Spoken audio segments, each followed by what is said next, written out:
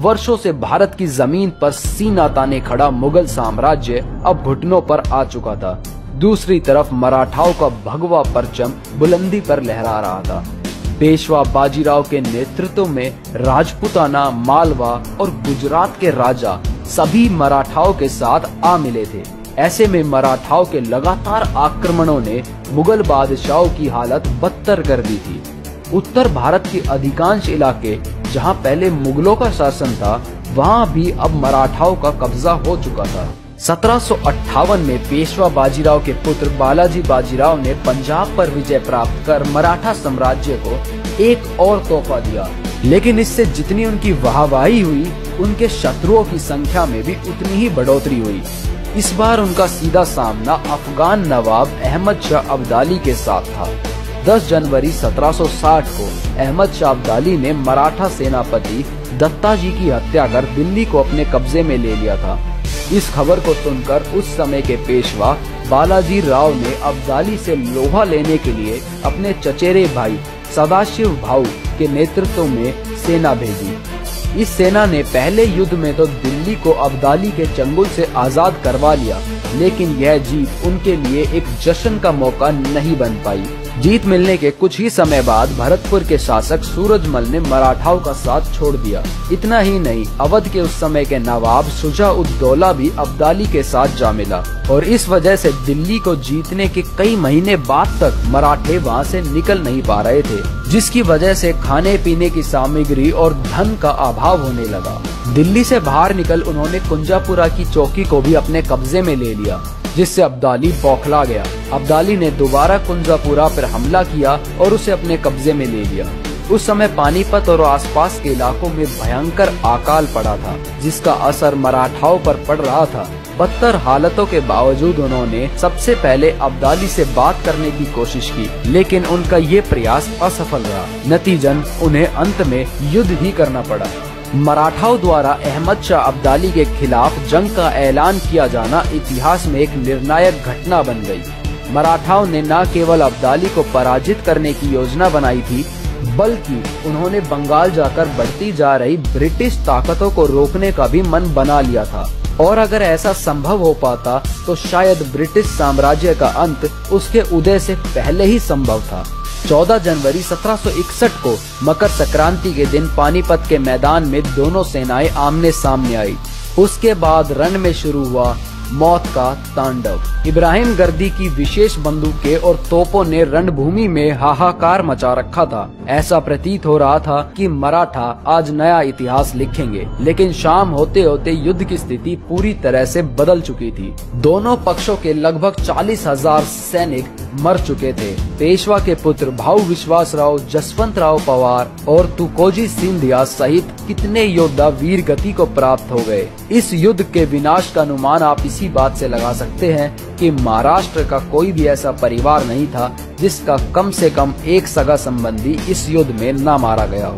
मराठाओं की ओर से मरने वाले केवल सैनिक ही नहीं, बल्कि आम नागरिक भी थे, जो सेना के साथ तीर्थ यात्रा के लिए जा रहे थे। मराठाओं की हार के बाद अब्दाली ने अपनी सेना के साथ इन नागरिकों को मारते हुए आगे बढ़ना शुरू कर दिया। पुरुषों को मार दिया गया और महिलाओं और बच्चों को गुलाम बना लिया गया। अगर आप सोचते हैं कि अब्दाली की सेना ने मराठाओं को परास्त किया, तो आपका ऐसा सोचना पूर्ण रूप से सही नहीं है। अब्दाली से ज्यादा ताकतवर होने के बावजूद आखिर मराठे क्यों हारे? इसके 8 कारण हैं। पहला कारण, मराठाओं को अब्दाली की सेना ने नहीं बल्कि ठंड ने हराया था। मराठा सेना युद्धस्थल के मौसम से अनजान थी और वो पतली धोती और कुर्ता पहनकर हथियारों के साथ जंग के मैदान में कूद पड़ी। कपकपाती ठंड में उनके लिए जंग लड़ना आसान नहीं था। दूसरी तरफ अब्दाली को इस मौसम का पूरा अनुमान था। उसने अपनी सेना को मौसम के अनुकूल पोशाक पहनाकर युद्ध में उतारा था। दूसरा कारण, सदाशिव भाऊ की भावुकता ने मराठाओं की पराजय पहले ही सुनिश्चित कर दी थी। हुआ यूँ था कि युद्ध मैदान में विश्वासराव भाऊ को गोली लग गई। विश्वासराव भाऊ सदाशिव राव के अत्यंत प्रिय थे। उन्हें इस अवस्था में देखकर सदाशिव राव बिना कुछ सोचे समझे अपने हाथी से उतरकर घोड़े पर सवार होकर विश्वासराव के पास चले गए। अब इधर सदाशिव भाऊ के हाथी पर उन्हें ना पाकर मराठा सेना भयभीत हो गई। उन्हें लगा कि भाऊ वीर गति को प्राप्त हो गए। परिणाम स्वरूप हार की ओर बढ़ती अब्दाली की सेना में नया जोश आ गया और वो फिर से उठ खड़े हुए। तीसरा कारण, कहते हैं कि मराठाओं को अब्दाली ने यमुना के पास घेर लिया था। नदी के पास अफगानी फौजी थे जो आलू जैसी फसल उगाकर महीनों तक गुजारा कर सकती थी। दूसरी तरफ मराठाओं के लिए दिल्ली से खाने पीने की सप्लाई बंद हो गई। इसका उन्हें बड़ा नुकसान हुआ। जब खाने का सामान खत्म होने लगा तो मराठाओं ने सोचा भूख से मरने से अच्छा है जंग में मरे।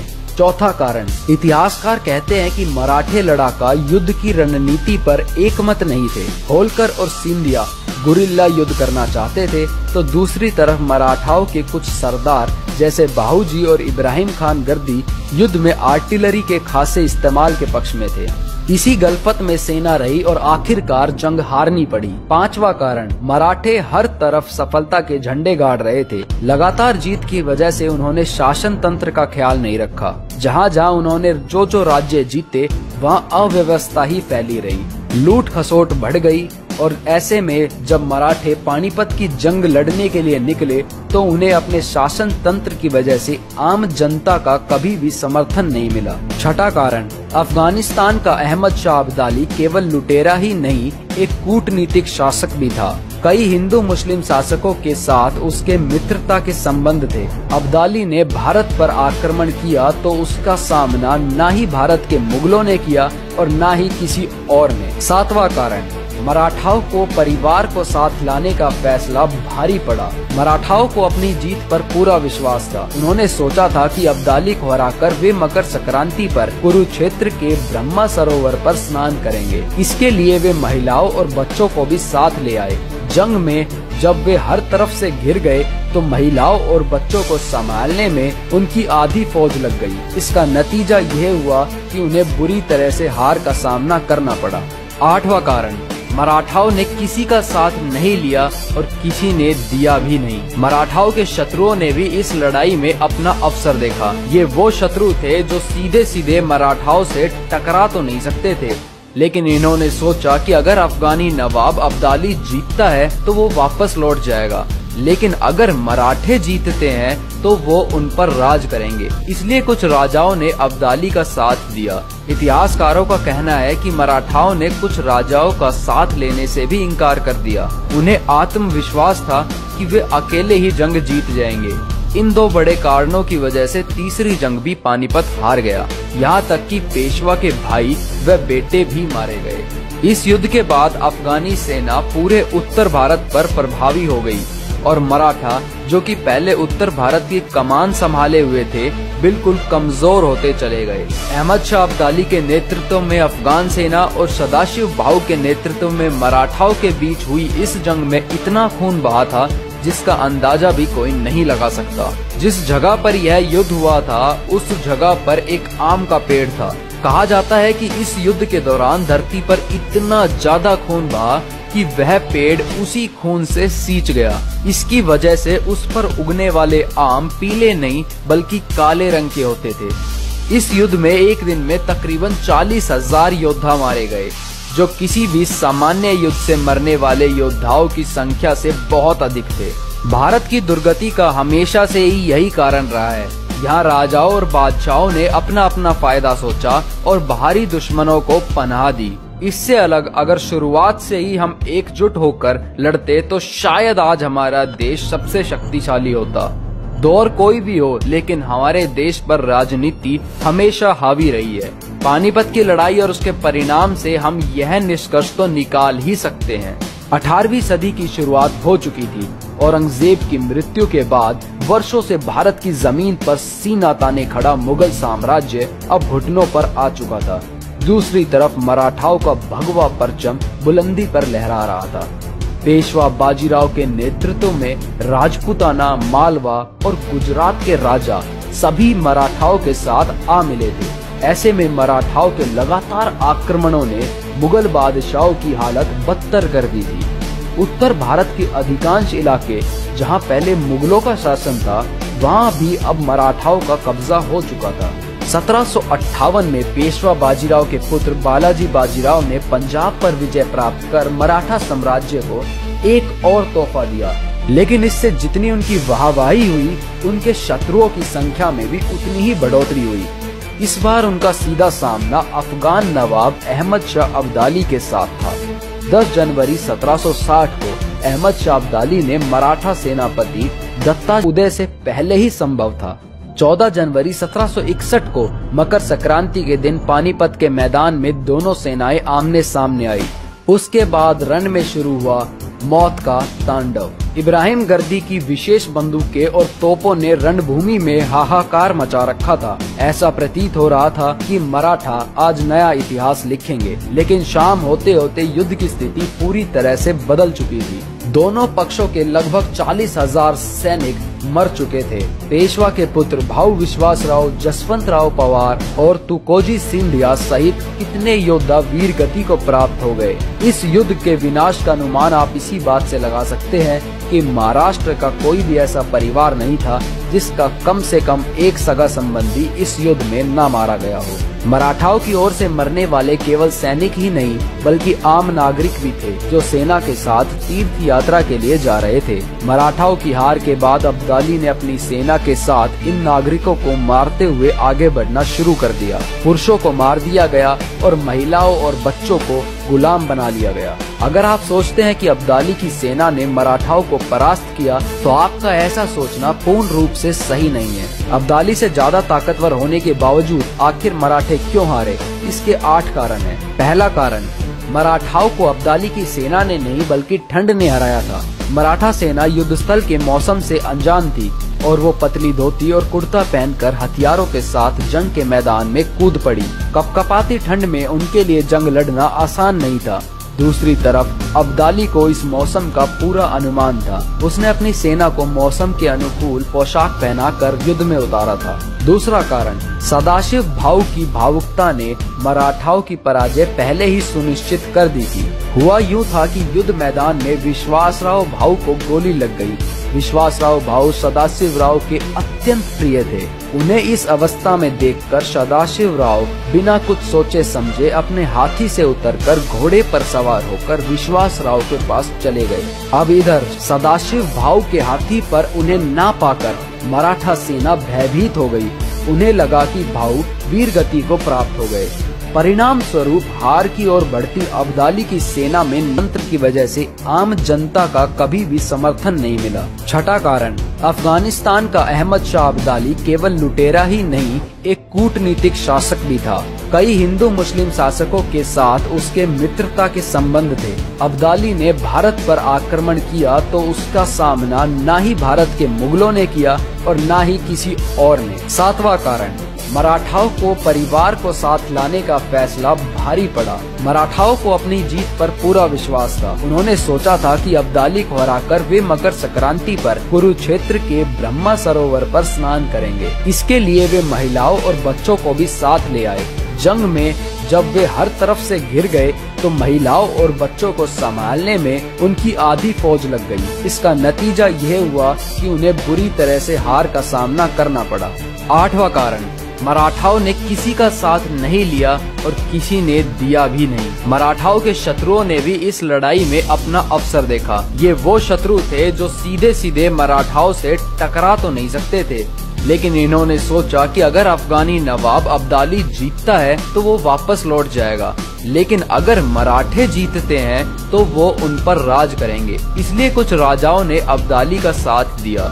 इतिहासकारों का कहना है कि मराठाओं ने कुछ राजाओं का साथ लेने से भी इनकार कर दिया। उन्हें आत्मविश्वास था कि वे अकेले ही जंग जीत जाएंगे।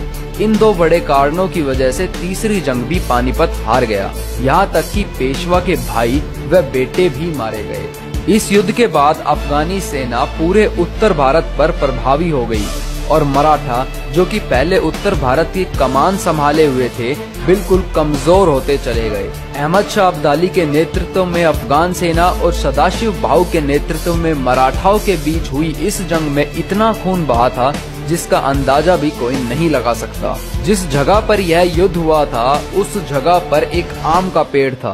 कहा जाता है कि इस युद्ध के दौरान धरती पर इतना ज्यादा खून बहा कि वह पेड़ उसी खून से सींच गया। इसकी वजह से उस पर उगने वाले आम पीले नहीं बल्कि काले रंग के होते थे। इस युद्ध में एक दिन में तकरीबन 40,000 योद्धा मारे गए, जो किसी भी सामान्य युद्ध से मरने वाले योद्धाओं की संख्या से बहुत अधिक थे। भारत की दुर्गति का हमेशा से ही यही कारण रहा है। यहाँ राजाओं और बादशाहों ने अपना अपना फायदा सोचा और बाहरी दुश्मनों को पनाह दी। इससे अलग अगर शुरुआत से ही हम एकजुट होकर लड़ते तो शायद आज हमारा देश सबसे शक्तिशाली होता। दौर कोई भी हो, लेकिन हमारे देश पर राजनीति हमेशा हावी रही है। पानीपत की लड़ाई और उसके परिणाम से हम यह निष्कर्ष तो निकाल ही सकते हैं, नवाब अहमद शाह अब्दाली के साथ था। 10 जनवरी 1760 को अहमद शाह अब्दाली ने मराठा सेनापति दत्ताजी की हत्या कर दिल्ली को अपने कब्जे में ले लिया था। इस खबर को सुनकर उस समय के पेशवा बालाजी राव ने अब्दाली से लोहा लेने के लिए अपने चचेरे भाई सदाशिव भाऊ के नेतृत्व में सेना भेजी। इस सेना ने पहले युद्ध में तो दिल्ली को अब्दाली के चंगुल से आजाद करवा लिया, लेकिन यह जीत उनके लिए एक जश्न का मौका नहीं बन पाई। जीत मिलने के कुछ ही समय बाद भरतपुर के शासक सूरजमल ने मराठाओं का साथ छोड़ दिया। इतना ही नहीं, अवध के उस समय के नवाब शुजा-उद-दौला भी अब्दाली के साथ जा मिला और इस वजह से दिल्ली को जीतने के कई महीने बाद तक मराठे वहां से निकल नहीं पा रहे थे, जिसकी वजह से खाने पीने की सामग्री और धन का अभाव होने लगा। दिल्ली से बाहर निकल उन्होंने कुंजापुरा की चौकी को भी अपने कब्जे में ले लिया, जिससे अब्दाली बौखला गया। अब्दाली ने दोबारा कुंजापुरा पर हमला किया और उसे अपने कब्जे में ले लिया। उस समय पानीपत और आसपास के इलाकों में भयंकर अकाल पड़ा था, जिसका असर मराठाओं पर पड़ रहा था। बदतर हालतों के बावजूद उन्होंने सबसे पहले अब्दाली से बात करने की कोशिश की, लेकिन उनका ये प्रयास असफल रहा। नतीजन उन्हें अंत में युद्ध ही करना पड़ा। मराठाओं द्वारा अहमद शाह अब्दाली के खिलाफ जंग का ऐलान किया जाना इतिहास में एक निर्णायक घटना बन गई। मराठाओं ने न केवल अब्दाली को पराजित करने की योजना बनाई थी, बल्कि उन्होंने बंगाल जाकर बढ़ती जा रही ब्रिटिश ताकतों को रोकने का भी मन बना लिया था। और अगर ऐसा संभव हो पाता तो शायद ब्रिटिश साम्राज्य का अंत उसके उदय से पहले ही संभव था। 14 जनवरी 1761 को मकर संक्रांति के दिन पानीपत के मैदान में दोनों सेनाएं आमने सामने आई। उसके बाद रण में शुरू हुआ मौत का तांडव। इब्राहिम गर्दी की विशेष बंदूकें और तोपों ने रणभूमि में हाहाकार मचा रखा था। ऐसा प्रतीत हो रहा था कि मराठा आज नया इतिहास लिखेंगे, लेकिन शाम होते होते युद्ध की स्थिति पूरी तरह से बदल चुकी थी। दोनों पक्षों के लगभग 40,000 सैनिक मर चुके थे। पेशवा के पुत्र भाऊ विश्वासराव, जसवंतराव पवार और तुकोजी सिंधिया सहित कितने योद्धा वीर गति को प्राप्त हो गए। इस युद्ध के विनाश का अनुमान आप इसी बात से लगा सकते हैं कि महाराष्ट्र का कोई भी ऐसा परिवार नहीं था जिसका कम से कम एक सगा संबंधी इस युद्ध में न मारा गया हो। मराठाओं की ओर से मरने वाले केवल सैनिक ही नहीं बल्कि आम नागरिक भी थे, जो सेना के साथ तीर्थ यात्रा के लिए जा रहे थे। मराठाओं की हार के बाद अब्दाली ने अपनी सेना के साथ इन नागरिकों को मारते हुए आगे बढ़ना शुरू कर दिया। पुरुषों को मार दिया गया और महिलाओं और बच्चों को गुलाम बना लिया गया। अगर आप सोचते हैं कि अब्दाली की सेना ने मराठाओं को परास्त किया, तो आपका ऐसा सोचना पूर्ण रूप से सही नहीं है। अब्दाली से ज्यादा ताकतवर होने के बावजूद आखिर मराठे क्यों हारे? इसके 8 कारण हैं। पहला कारण, मराठाओं को अब्दाली की सेना ने नहीं बल्कि ठंड ने हराया था। मराठा सेना युद्धस्थल के मौसम से अनजान थी और वो पतली धोती और कुर्ता पहनकर हथियारों के साथ जंग के मैदान में कूद पड़ी। कपकपाती ठंड में उनके लिए जंग लड़ना आसान नहीं था। दूसरी तरफ अब्दाली को इस मौसम का पूरा अनुमान था। उसने अपनी सेना को मौसम के अनुकूल पोशाक पहनाकर युद्ध में उतारा था। दूसरा कारण, सदाशिव भाऊ की भावुकता ने मराठाओं की पराजय पहले ही सुनिश्चित कर दी थी। हुआ यूं था कि युद्ध मैदान में विश्वासराव भाऊ को गोली लग गई। विश्वासराव भाऊ सदाशिव राव के अत्यंत प्रिय थे। उन्हें इस अवस्था में देखकर सदाशिव राव बिना कुछ सोचे समझे अपने हाथी से उतरकर घोड़े पर सवार होकर विश्वासराव के पास चले गए। अब इधर सदाशिव भाऊ के हाथी पर उन्हें ना पाकर मराठा सेना भयभीत हो गई। उन्हें लगा कि भाऊ वीर गति को प्राप्त हो गए। परिणाम स्वरूप हार की ओर बढ़ती अब्दाली की सेना में नया जोश आ गया और वो फिर से उठ खड़े हुए। तीसरा कारण, कहते हैं कि मराठाओं को अब्दाली ने यमुना के पास घेर लिया था। नदी के पास अफगानी फौजी थे जो आलू जैसी फसल उगाकर महीनों तक गुजारा कर सकती थी। दूसरी तरफ मराठाओं के लिए दिल्ली से खाने पीने की सप्लाई बंद हो गई। इसका उन्हें बड़ा नुकसान हुआ। जब खाने का सामान खत्म होने लगा तो मराठाओं ने सोचा भूख से मरने से अच्छा है जंग में मरे। चौथा कारण, इतिहासकार कहते हैं कि मराठे लड़ाका युद्ध की रणनीति पर एकमत नहीं थे। होलकर और सिंधिया गुरिल्ला युद्ध करना चाहते थे तो दूसरी तरफ मराठाओं के कुछ सरदार जैसे बाहूजी और इब्राहिम खान गर्दी युद्ध में आर्टिलरी के खासे इस्तेमाल के पक्ष में थे। इसी गलफत में सेना रही और आखिरकार जंग हारनी पड़ी। पांचवा कारण, मराठे हर तरफ सफलता के झंडे गाड़ रहे थे। लगातार जीत की वजह से उन्होंने शासन तंत्र का ख्याल नहीं रखा। जहाँ जहाँ उन्होंने जो राज्य जीते वहाँ अव्यवस्था ही फैली रही, लूट खसोट बढ़ गई। और ऐसे में जब मराठे पानीपत की जंग लड़ने के लिए निकले तो उन्हें अपने शासन तंत्र की वजह से आम जनता का कभी भी समर्थन नहीं मिला। छठा कारण, अफगानिस्तान का अहमद शाह अब्दाली केवल लुटेरा ही नहीं, एक कूटनीतिक शासक भी था। कई हिंदू मुस्लिम शासकों के साथ उसके मित्रता के संबंध थे। अब्दाली ने भारत पर आक्रमण किया तो उसका सामना न ही भारत के मुगलों ने किया और न ही किसी और ने। सातवां कारण, मराठाओं को परिवार को साथ लाने का फैसला भारी पड़ा। मराठाओं को अपनी जीत पर पूरा विश्वास था। उन्होंने सोचा था कि अब्दाली को हराकर वे मकर संक्रांति पर कुरुक्षेत्र के ब्रह्मा सरोवर पर स्नान करेंगे। इसके लिए वे महिलाओं और बच्चों को भी साथ ले आए। जंग में जब वे हर तरफ से घिर गए तो महिलाओं और बच्चों को संभालने में उनकी आधी फौज लग गई। इसका नतीजा यह हुआ कि उन्हें बुरी तरह से हार का सामना करना पड़ा। आठवां कारण, मराठाओं ने किसी का साथ नहीं लिया और किसी ने दिया भी नहीं। मराठाओं के शत्रुओं ने भी इस लड़ाई में अपना अवसर देखा। ये वो शत्रु थे जो सीधे सीधे मराठाओं से टकरा तो नहीं सकते थे, लेकिन इन्होंने सोचा कि अगर अफगानी नवाब अब्दाली जीतता है तो वो वापस लौट जाएगा, लेकिन अगर मराठे जीतते हैं तो वो उन पर राज करेंगे। इसलिए कुछ राजाओं ने अब्दाली का साथ दिया। इतिहासकारों का कहना है कि मराठाओं ने कुछ राजाओं का साथ लेने से भी इनकार कर दिया। उन्हें आत्मविश्वास था कि वे अकेले ही जंग जीत जाएंगे। इन दो बड़े कारणों की वजह से तीसरी जंग भी पानीपत हार गया।